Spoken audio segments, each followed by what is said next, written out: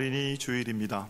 세상 모든 어린이들은 사랑받을 자격이 있습니다. 특별히 예수님께서도 어린아이들을 사랑하셨음을 기억한다면 우리 또한 예수님처럼 맡겨진 어린 생명들을 돌보고 사랑해야 할 마땅한 책임이 있는 거지요. 어떻게 하는 것이 바르게 사랑하는 것인지, 말씀대로 양육하는 것, 그게 바르게 사랑하는 길입니다.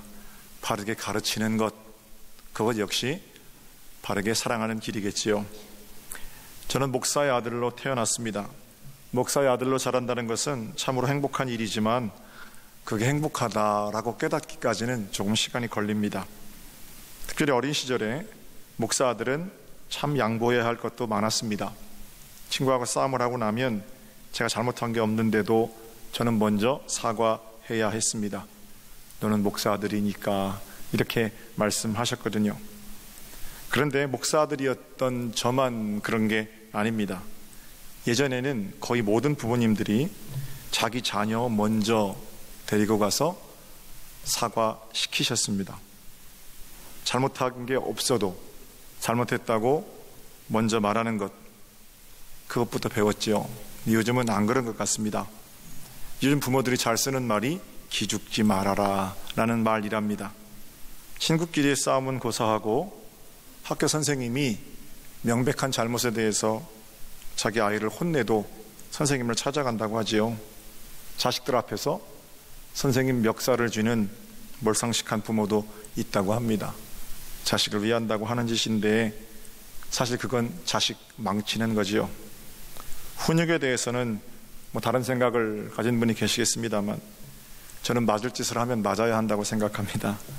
당시에는 자녀를 손대는 게 내가 아픈 것보다 훨씬 가슴 아프지만 그 매를 대는 것이 자식을 바르게 가르치고 바르게 키우는 방법이기 때문입니다.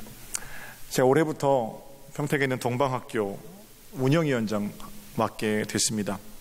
지난달에 첫 회의를 했는데 교장 선생님을 중심으로 학부모 대표와 함께 운영위원회를 열었습니다. 1시간 반 회의하는데 참 행복했습니다.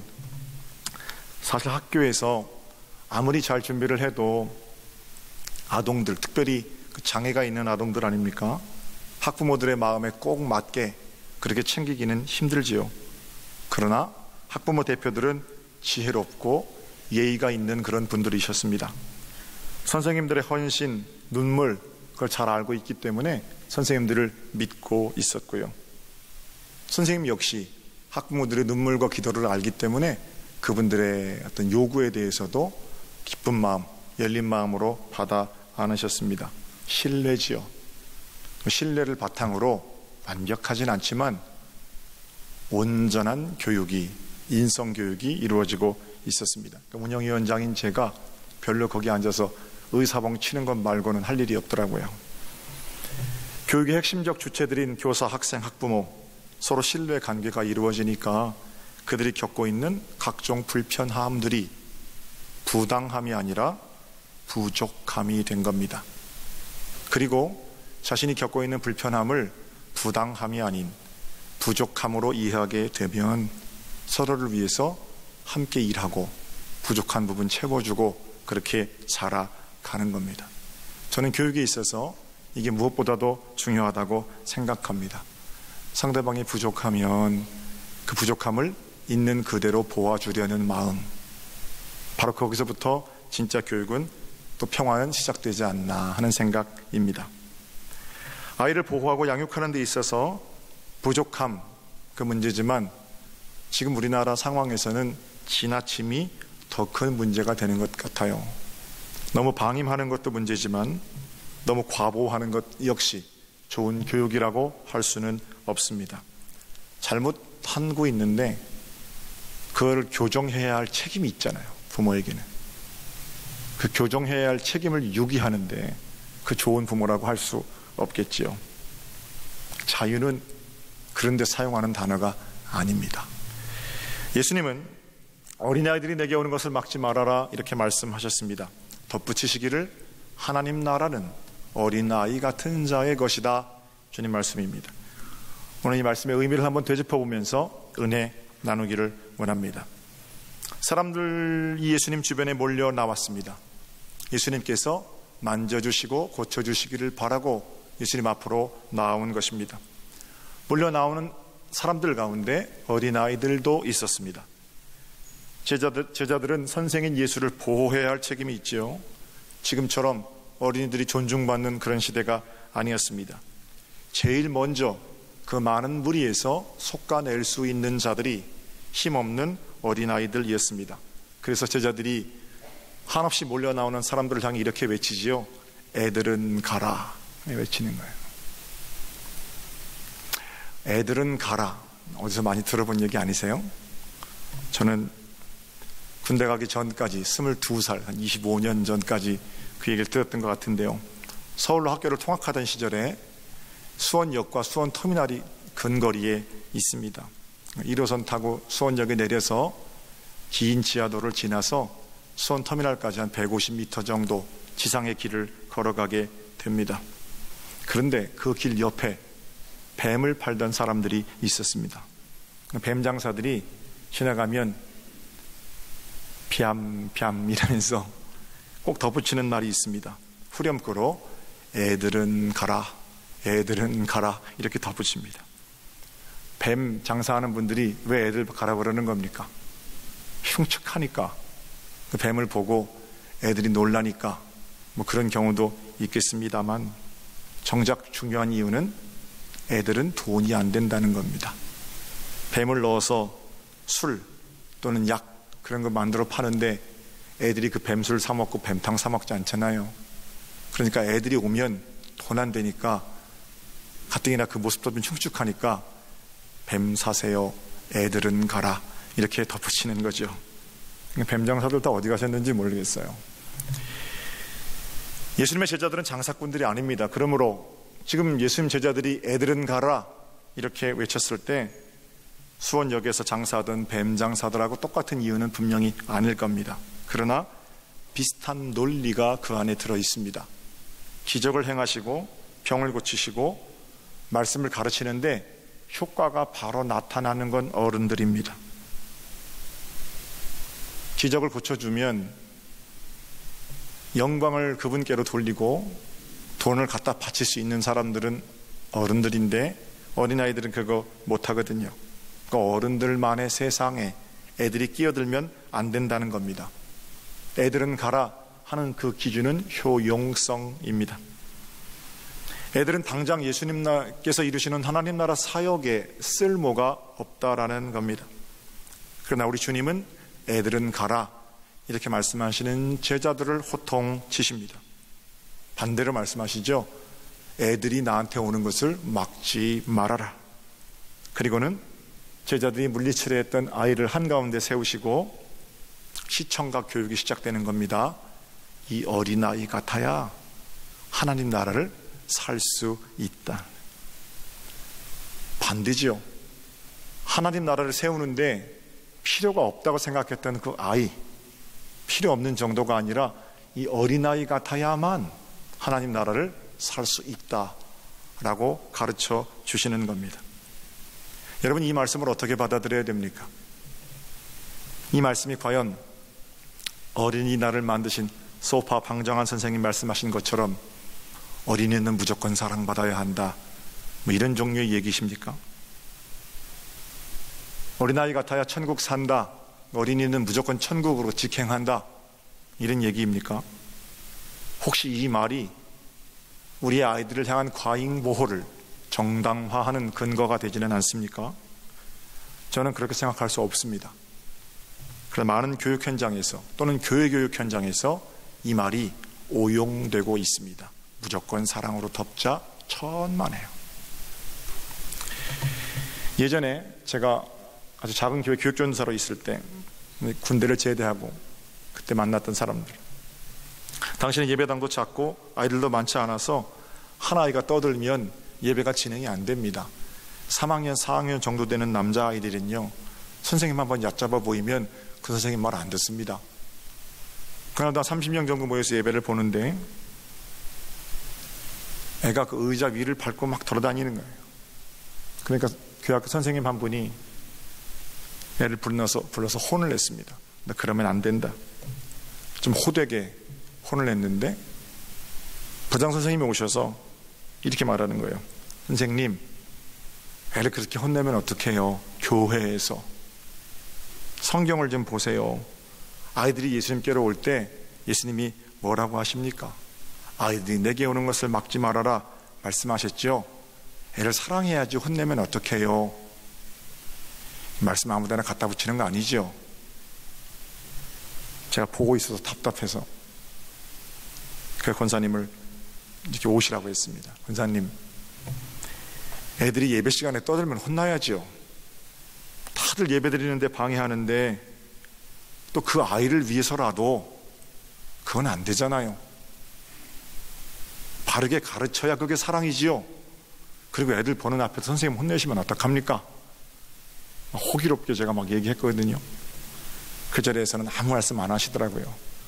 그 다음 주부터 교회에 어떤 소문이 나냐면 이번에 온 교육전도사는 사랑이 없다, 이런 소문이 나기 시작하더군요. 사랑하는 성도 여러분, 어린이는 물론 독립된 인격체입니다.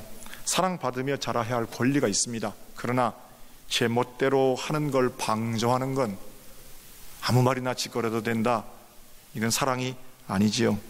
선진국이면 선진국일수록 아이에 대한 부모의 책임이 법률적으로 규정되어 있는 반면 동시에 아이들의 인성교육은 엄격한 겁니다. 자녀들하고 5년 동안 미뤄두었던 장로 부부 수련회를 다녀왔습니다. 일본 다녀왔는데요, 일본은 선진국입니다. 고등학교 졸업하기까지 지금도 교복 입고 머리 다 짧게 자르고 스포츠 머리하고 이리 오라면 이리 오고 저리 가라면 저리 가고 그러고 삽니다. 뭐 그거 다 좋다는 거 아닙니다만 어른 공경할 줄 알고 선생님 무서운 줄 알고 질서도 지킬 줄 압니다. 목욕탕에 가면 물 튀기면서 뛰어다니는 건 다 한국 애들이고요, 일본 사람들은 어릴 때부터 그걸 배워서인지 조신하게 앉아서 자기 몸 씻고 다른 사람에게 물 한 방울 튀는 것도 염려하고, 그런 게 선진국 문화이지요. 미국은 어떻습니까? 그냥 방치합니까? 아이들을 법적으로 보호하는 것만큼 애들이 지켜야 할 룰이 얼마나 엄격한지 모릅니다. 다른 사람 피해주는데 그냥 그건 놔두고 사랑하자, 이런 거 없다라는 거예요. 오늘 본문에 우리 주님 말씀, 어린아이 같아야 한다, 어린아이 같아야 천국 백성이다, 이 말씀은 아이가 무조건 최고니까 무조건 사랑만 해줘라, 그런 얘기가 아닙니다. 그럼 무슨 얘기입니까? 저는 두 가지 말씀드리려고 하는데요. 하나님 나라가 어린아이 같은 자의 것이다, 무슨 의미일까요? 첫 번째, 어린아이는 아버지 어머니 없으면 살 수 없잖아요. 의존적인 존재잖아요. 고아원에 사는 아이들도 아버지 노릇하는 사람, 어머니 노릇하는 사람이 있잖아요. 어린아이 같아야 천국을 산다, 이 얘기는 나는 예수님 없으면 못 살아요, 이런 사람들이 천국을 살 수 있다는 말입니다. 우리는 하나님 아버지 없으면 못 사는 사람들이에요. 그런 마음일 때 비로소 우리 마음으로부터 하나님의 나라가 시작이 됩니다. 한번 따라해 보세요. 나는 예수님 없으면 못 살아요. 할렐루야. 정말이십니까? 신앙의 기본은 의지하는 겁니다. 마음이 약하다든지 의지가 약하다든지 그런 사람들만 신앙을 가지는 게 아니고, 우리는 연약한 존재임을 하나님 앞에 겸손히 인정하는 겁니다. 한 치 앞도 못 사는 인생 속에서 천년 만년 살 것처럼 허세를 부리는 게 아니고, 한 치 앞도 알 수 없기 때문에 주님만 의지하고 살아가는 자들이 신앙인입니다. 지난주에 우리는 큰 슬픔을 당했습니다. 사랑하는 고 조나번 집사, 40대 초반의 젊은 나이로 하나님께 먼저 가셨습니다. 한 교회에서 저는 아동부부터 학생회, 청년회까지 같이 신앙생활을 했는데 형님 하면서 따라다니던 귀한 집사님입니다. 부목사로 사역할 때 우리 유 집사님 만나서 결혼하겠다고 깜짝 놀래키던, 그래서 아버지 어머니 모시고 효도하면서 딸 둘 놓고 행복하게 살아가시던 집사님이세요. 월요일날 강의를 마치고 거의 집에 돌아왔는데 위독하다는 말씀을 듣고 부랴부랴 병원에 도착했습니다. 그때는 이미 숨이 멎어 있었고 인공호흡기로 숨을 쉬고 있는 그런 모습이었습니다. 사고 났는데 사고라고 볼 수 없을 정도로 깨끗한 모습, 편안한 모습으로 그렇게 하나님 품으로 먼저 갔습니다. 기도를 하고 밖으로 나왔는데 우리 집사님의 딸 하연이하고 가연이가 앉아 있어요. 10살 된 하연이는 아빠의 부재를 알고 있습니다. 6살 된 가연이는 아빠의 죽음을 알지 못합니다. 하연아 괜찮아. 제가 위로하려고 하니까 우리 하연이가 뭐라 그러냐면, 목사님 아빠 이제는 못 보잖아요. 좀 오래 걸릴 거야. 그러나 우리 아빠 다시 만날 수 있어. 그랬더니 옆에 있는 가연이가 뭐라 그러냐면요, 언니 아빠 나으면 보면 되잖아 그래요. 오랫동안 그 말이 가슴에 남아 있었습니다. 다음 날 아침에 입관 예배 설교를 하려고 준비하는데 하나님 어떤 말씀을 전해요? 인간의 말이 어떻게 사람을 위로해요? 너무 할 말이 많지 않다는 사실에 절감하고 뭘 설교하나 그러고 있는데 하나님 마음속에 우리 가인이 했던 말 있잖아요. 나으면 보면 되잖아. 그 말이 계속 생각이 납니다. 제가 하나님 말씀을 가지고 설교하려고 했던 말이고 성경에서 말하는 죽음의 의미이고 하나님께서 그날 제게 주셨던 말씀입니다. 우리는 죽음이 끝이라고 생각하지만 성경은 죽음은 문이라고 말합니다. 우리는 죽음은 깰 수가 없는 마지막이라고 생각하지만 성경은 죽음은 자는 것, 깰 때가 있는 것이라고 말합니다. 수도 없는 장례를 집례했고 수도 없는 사람들을 하나님께로 보냈습니다. 지금이야말로 이 절망 속으로 하나님의 위로, 믿음이 필요한 때가 아닌가 생각하게 됐습니다.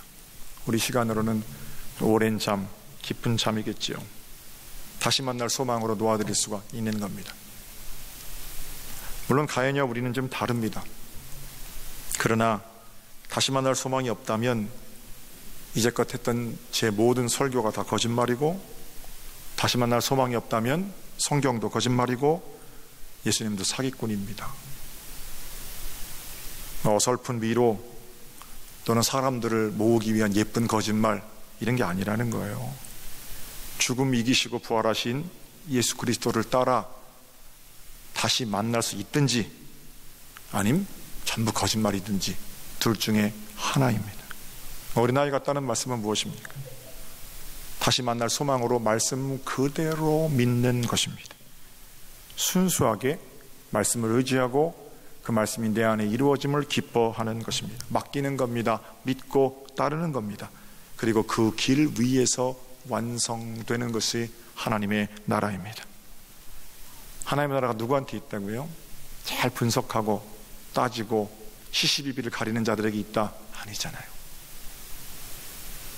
어린아이처럼, 우리 가연이처럼 믿고 의지하고 신뢰하는 자는 숨이 꼴가닥 넘어가는 순간부터 사는 천국이 아니라 바로 지금 이 순간부터 그 믿음 때문에 천국을 살아갈 수가 있는 겁니다. 마틴 루터는 이렇게 기도했다고 합니다. 하나님, 이 독일이 제 땅입니까? 하나님 땅입니까? 하나님, 이 문제가 많은 독일 교회가 제 교회입니까? 하나님의 교회입니까?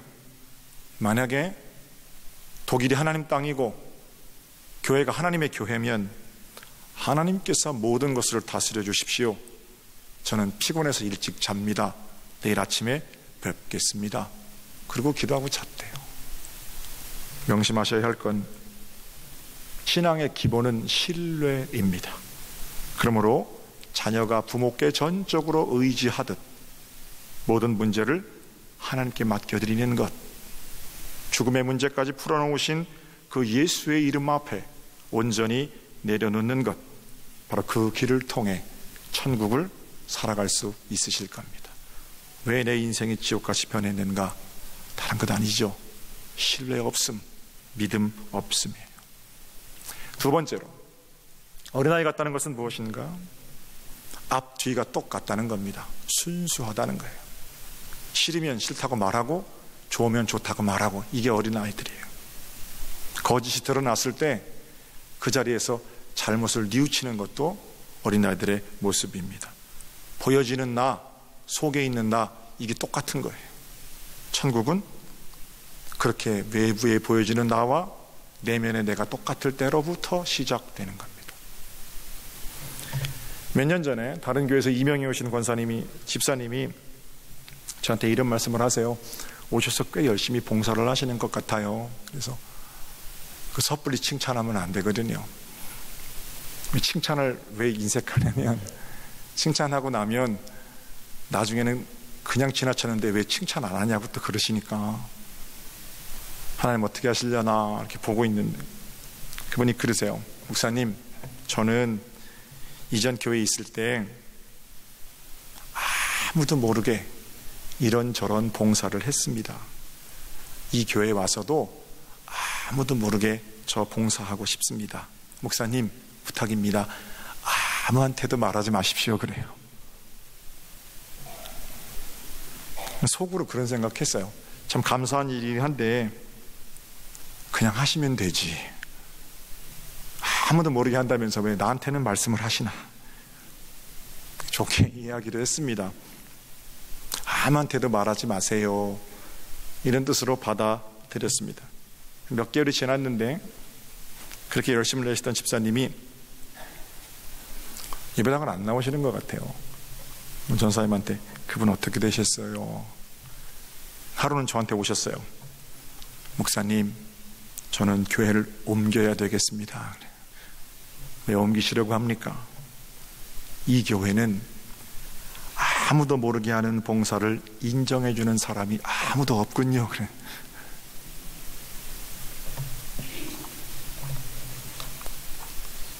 순수하지 않은 거죠.